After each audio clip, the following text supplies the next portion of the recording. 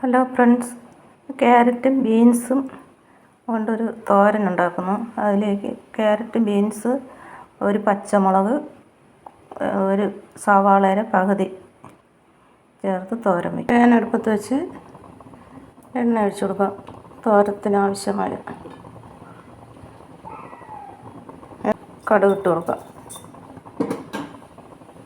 കടുക് പൊട്ടി വന്നിട്ടുണ്ട്. നമുക്ക് അരിഞ്ഞ് വെച്ചിരിക്കുന്ന വെജിറ്റബിൾ ചേർക്കണം. ആവശ്യത്തിന് ഉപ്പും ചേർത്ത് ഇളക്കി അടച്ച് വെച്ച് വേവിക്കാം. തോരത്തിന് ആവശ്യത്തിന് അരച്ചെടുക്കാം. അതിലേക്ക് കുറച്ച് തേങ്ങ, ചുമന്ന ഉള്ളി, വെളുത്തുള്ളി, ജീരകം, മഞ്ഞൾപ്പൊടി എല്ലാം കൂടെ ചേർത്ത് നമുക്ക് ചതച്ചെടുക്കാം. തോരത്തിലേക്ക് നമുക്ക് ചതച്ച് വച്ചിരിക്കുന്ന തേങ്ങയുടെ മിക്സ് ചേർത്ത് കൊടുക്കാം.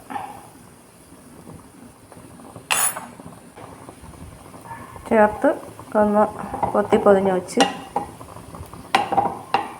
കുറച്ച് സമയം കൂടെ വേവിച്ചെടുക്കും. തോരൻ റെഡി ആയിട്ടുണ്ട്.